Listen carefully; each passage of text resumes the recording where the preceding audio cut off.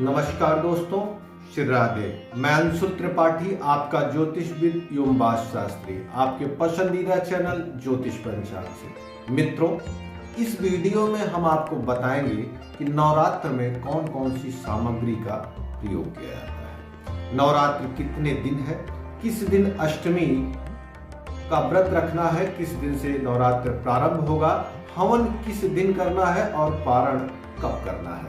इनकी संपूर्ण जानकारी हम आपको इस वीडियो में देने वाले हैं। बिना विलंब किए हुए सबसे पहले हम आपको बताते हैं कि सामग्री कौन कौन सी प्रयोग होगी।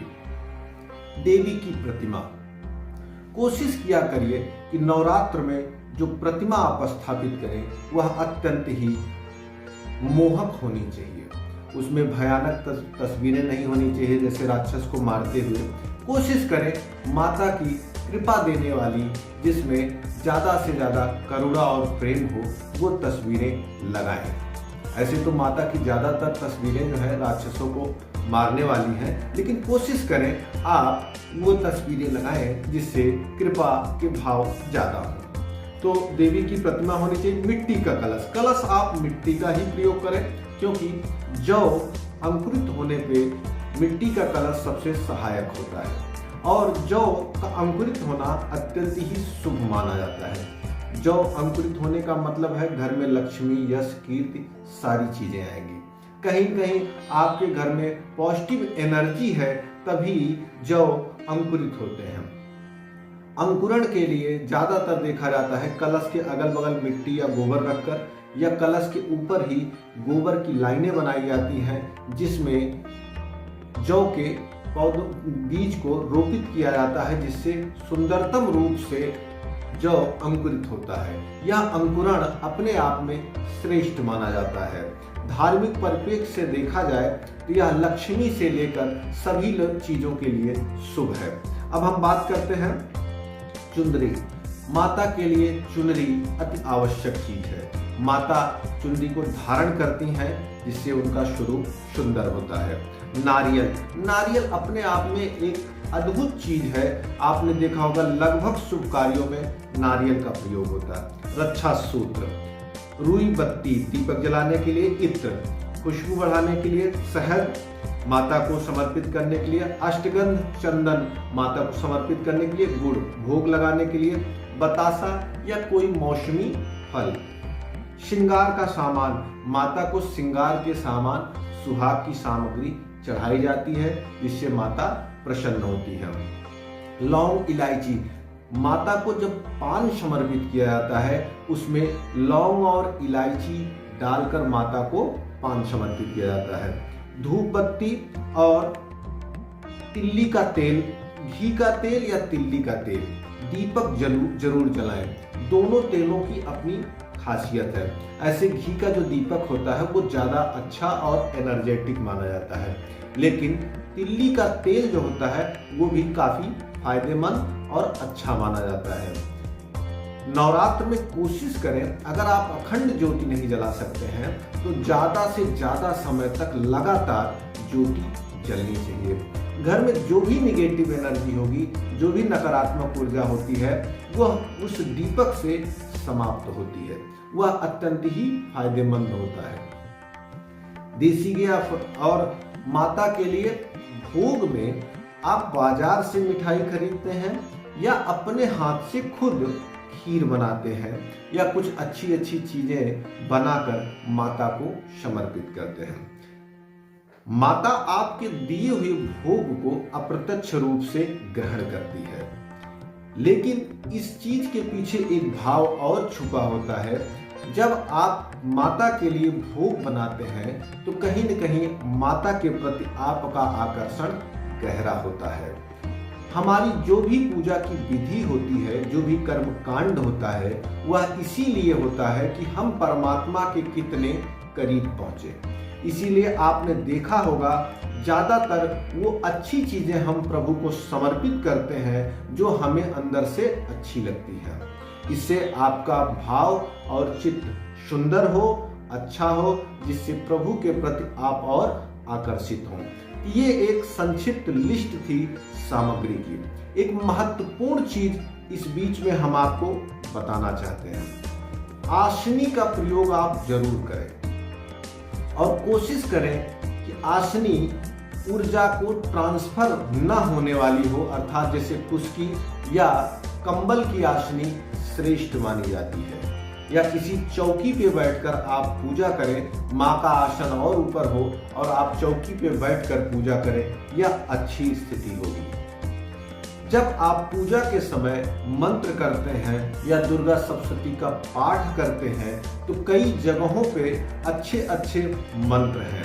वो मंत्र आपके अंदर चक्रों को जागृत करते हैं, तो आपके शरीर में जो एनर्जी पैदा होती है वह आपके शरीर में ही रह जाए, वह ट्रांसफर होकर कहीं और न जाए। इसके लिए कोशिश करें कि आपका शरीर ढका हो और आप ऐसी आसनी पे बैठें जो ऊर्जा को ट्रांसफर न होने दें। ये महत्वपूर्ण विषय है, इसको आप ध्यान में रखिएगा। अब हम बात करते हैं अगले क्रम में कि पंचांग के बारे में कि कब क्या है। हम पंचांग लेकर यहाँ पर उपस्थित हुए हैं। बनारस का पंचांग है। सबसे पहली चीज तो 13 अप्रैल से नवरात्र प्रारंभ हो रहा है, प्रतिपदा तिथि है। हमने कलश स्थापन के लिए पूरा एक वीडियो बनाया है, लेकिन यहाँ पर भी आपको हम संक्षिप्त तौर से बता दे रहे हैं। 13 तारीख को दिन मंगलवार है, सुबह 8:47 तक ही प्रतिपदा तिथि है। इस नाते कलश स्थापन सुबह ही आप कर लेंगे। ऐसे तो कलश स्थापन अभिजित मुहूर्त में होता है, लेकिन इस बार तिथि कम होने के नाते अभिजित मुहूर्त में न होकर प्रतिपदा तिथि के नाते सुबह 8:47 तक ही आपको कलश स्थापन कर लेना है। अब हम बात करते हैं कि प्रतिपदा तिथि ज्यादातर लोग व्रत रखते हैं। कुछ लोग हैं 9 दिन रखते हैं, कुछ लोग पहले दिन और अष्टमी को तिथि को व्रत रखते हैं। तो जो लोग पहले दिन रहते हैं या 9 दिन रहते हैं वो दोनों के लिए प्रतिपदा है। अब हम बात करते हैं अष्टमी तिथि। इस बार नवरात्रि 9 दिन है, प्रतिपदा भी पूरी है। द्वितीय, तृतीय, चतुर्थी, पंचमी, षष्ठी, सप्तमी, अष्टमी। अष्टमी है मंगलवार को पुनः, और ये पड़ती है 20 तारीख को। पुष्प नक्षत्र रहेगा, नक्षत्र बहुत अच्छा रहेगा। कोई भी व्रत आप शुभ नक्षत्र में करते हैं तो उसका प्रतिफल भी आपको अच्छा मिलता है। अष्टमी तिथि को पुष्प नक्षत्र है, यह बहुत अच्छा नक्षत्र माना जाता है। इस दिन आप व्रत रखेंगे, यह भी आपके लिए शुभ है। अष्टमी तिथि मंगलवार का दिन है, पुष्प नक्षत्र है, और 20 तारीख को यह अष्टमी तिथि पड़ेगी। पंचांग में महाअष्टमी व्रत, आपको फिर से मैं डेट बता दूं, 20 अप्रैल को आपको अष्टमी व्रत रखना है। नवमी अगले दिन अर्थात 21 तारीख को है, और नवमी शाम को 6:59 तक है। हवन नवमी में ही होना अच्छा माना जाता है। हवन की जो तिथि होनी चाहिए वह नवमी तिथि के अंतर्गत ही होनी चाहिए। ठीक, इस बात को ध्यान रखिएगा। इसलिए नवमी का समय फिर से नोट कर लीजिए आप, 6:59 तक ही बुधवार को नवमी है। अंग्रेजी तिथि के अनुसार 21 तारीख, ध्यान दीजिएगा। नवमी तिथि बुधवार, अंग्रेजी तिथि के अनुसार 21। दसवीं अगले दिन अर्थात 22 तारीख को गुरुवार को लगेगी। जो व्रतों का एक नियम है, पारण हमेशा पहले ही चरण में कर लेना चाहिए। इस नाते कोशिश करें कि अगले दिन सुबह एकदम जल्दी से जल्दी उठकर आप पारण रूप में एक जौ दांत के नीचे जरूर दबा लें। उसके बाद आप ब्राह्मण भोजन करा के, दान वगैरह कराने के बाद ही आप अपना पारण भोजन अन्न ग्रहण करें, लेकिन सूक्ष्म रूप से पारण उसके पहले ही आप कर लें। यह आवश्यक है, क्योंकि शुभ माना जाता है कि पहले ही चरण में पारण होना चाहिए। ऐसा नहीं कि 10वीं तिथि ज्यादा बीत जाए उसके बाद आप पारण करें, यह शुभ नहीं होगा। ये कुछ महत्वपूर्ण चीजें हमने आपको इस वीडियो में बताई। एक बार फिर मैं जरूरी और मोटी मोटी चीजें आपको बताता हूं। कलश स्थापन का समय आप जरूर एक्यूरेट करिएगा। अष्टमी व्रत हमने आपको बता दिया। नवमी व्रत हवन का जो समय है वो आप निश्चित कर लीजिए, लिख लीजिए, उसी समय के पहले ही आप हवन करेंगे। पारण के लिए प्रथम चरण जो है आवश्यक है। अंतिम सबसे महत्वपूर्ण चीज, अगर आपके पास उपर्युक्त सामग्रियां नहीं है या आपके पास कम है तो जो भी सामग्री आपके पास है उसको लेकर माता की सेवा में समर्पित हो और पूरे भाव से माता से जुड़ने की कोशिश करें। पूजा पूरे मन से करें। सामग्रियां एक प्रतीक स्वरूप है, उसके लिए आप परेशान ना हो। जिसके पास जो चीजें हैं वो समर्पित करें, जो चीजें नहीं हैं उसके लिए मन ही मन माता से क्षमा याचना करें। आपकी पूजा माता के द्वारा सुनी जाएगी और आपकी मनोकामना पूरी होगी, ऐसा मेरा भी विश्वास है, ऐसा धर्म का कथन भी है।